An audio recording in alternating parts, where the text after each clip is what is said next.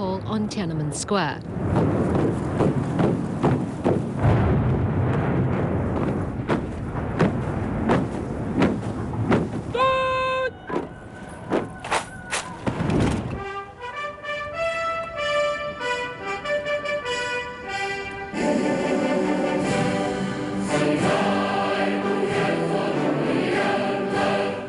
And then a throng of patriotism marked the proud moment of a nation. Past leaders who stood atop that limousine to inspect the troops on National Day were reaffirmed as those who led the country into a new political era. Today, it was Hu Jintao who greeted the 8,000 soldiers he called comrades. "We serve the people," they replied.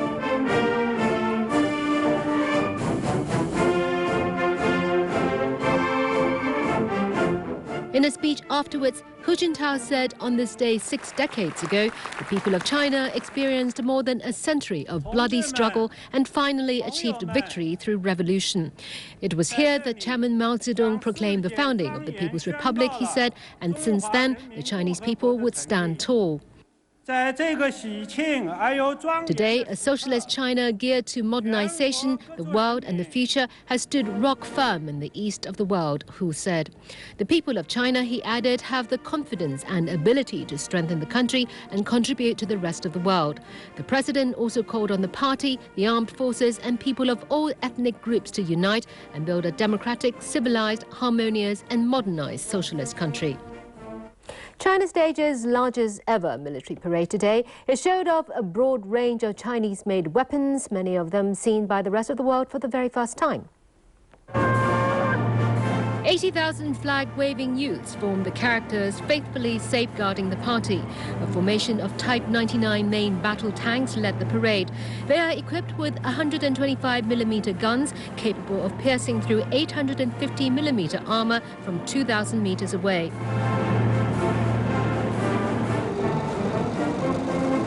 Displayed for the first time are these airborne core armoured fighting vehicles, which can be airdropped from a height of 3,000 metres.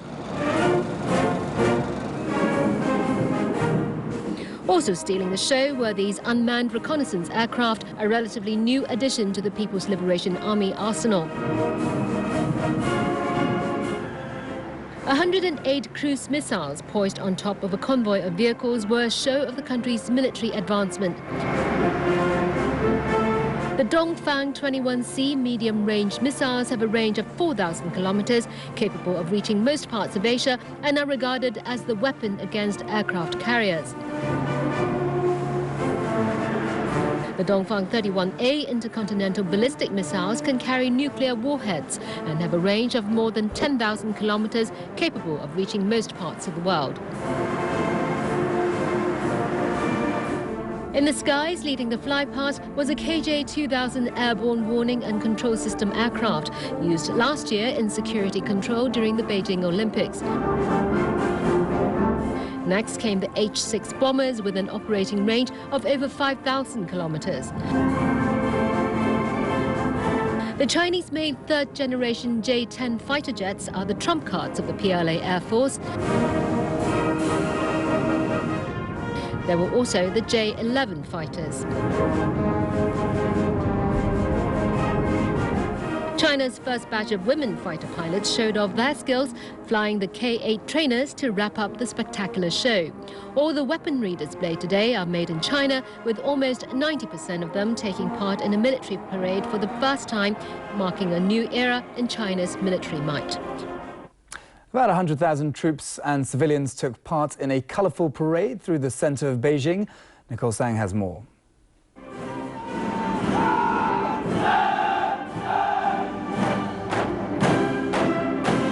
It took months of practice amid tight security, and today, China's troops marched in 14 formations in perfect unison.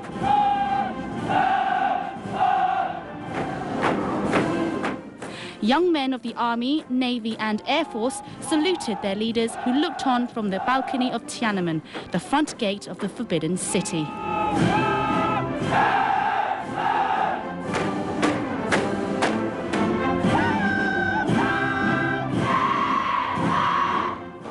Zhudong said women held up half the sky, and today the country's women soldiers certainly made that point. They made up the largest formation not just in this parade, but the biggest troop formation in the world.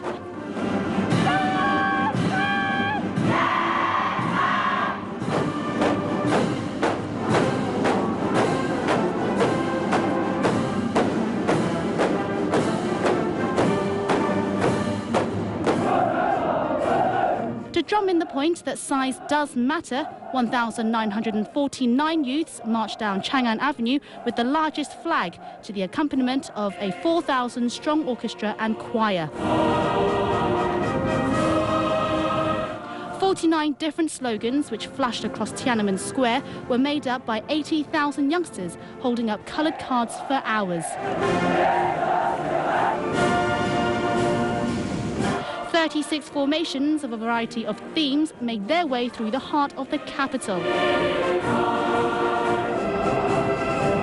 China's astronauts reminded the world of the country's achievements in space exploration. The first astronaut to do a spacewalk was in full gear. Top athletes reignited the pride of the success of last year's Beijing's Olympics. For the first time, different nationalities joined the parade, while the characters that read "Safeguard World Peace" swept across the square.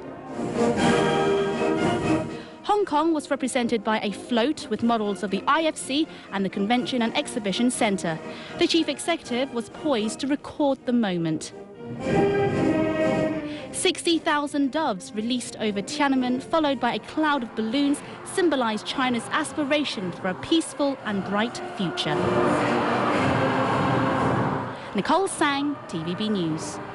And the festivities continue in the capital tonight. A National Day evening gala and fireworks show will begin in Tiananmen Square at 8 p.m. The amount of fireworks to be discharged tonight will be double that used during the opening ceremony of the Beijing Olympics. And our reporter Mona Lam is standing by in Beijing. Mona, what's the atmosphere like? Hi, Jenny. I'm at an intersection in the eastern side of Tiananmen Square right now, and this is one of the vantage points to see the fireworks tonight. It might be a little too dark for you to see, but there are already people lined up, along the street behind me right now, and police have to adopt crowd control measures already. And earlier today, I also talked to another crowd who are out to celebrate the National Day.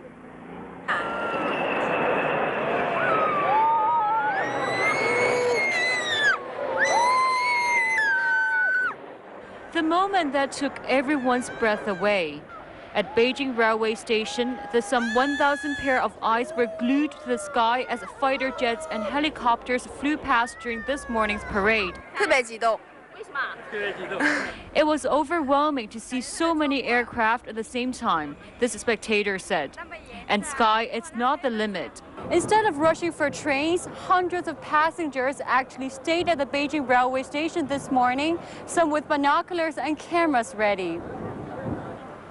That's because the station faces a big backstage area for performers near Chang'an Avenue, and this is probably the closest passengers can get to see the parade. Some of those visiting the city were impressed with the atmosphere. I think it's great. I think it's fabulous for a country, people to come out like this and support. But others were disappointed with the lack of action. I'll probably see it on TV only. And these few hundred people tried to get a last glimpse of the floats and weapons at the end of the parade. Some called themselves lucky that they managed to take a few shots of the vehicles before they returned to the suburbs. Now, the fireworks display tonight will be divided into a few sessions and last 33 minutes in total. It's still unknown when the first session will actually take place, but authorities have already disclosed that the display will not be limited to the square only. Pyrotechnics will also be set up in semicircles around the square, as well as along the central axis of the capital city. That's all from me here in Beijing. Back to you in the studio.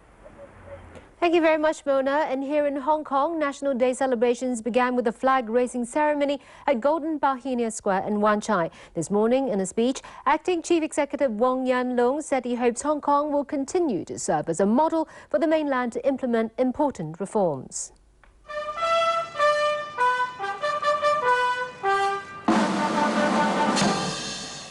It is a ceremony held every year on this day at Golden Bohemia Square. This time around, it was Secretary for Justice Wong Yanlong standing in for the Chief Executive. Donald Zhang and most of his senior staff are in Beijing, and the Financial Secretary is recovering in hospital from heart surgery. Hong Kong saluted the country from both the land, at sea,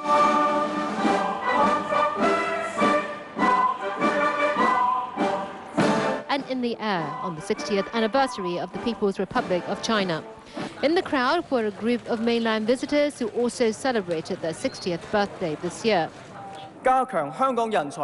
In his speech, the acting chief executive said Hong Kong provides a platform for China's integration with the rest of the world and as a model for the mainland to implement important reforms. Hong Kong, he said, should broaden its global perspective and international links and enhance its pool of talent characterized by a mix of East and West. And on the note of links with the rest of the world, he added that Hong Kong will rise to the challenge and make the East Asian Games to be held in December a resounding success. National Day fireworks display over Victoria Harbour will be held as scheduled at 8 o'clock this evening. Amalung is in Tsim Sha Tsui, one of the vantage points to watch. 中央軍委主席胡錦濤，仲有上一代領導人江澤民、李鵬、朱鎔基。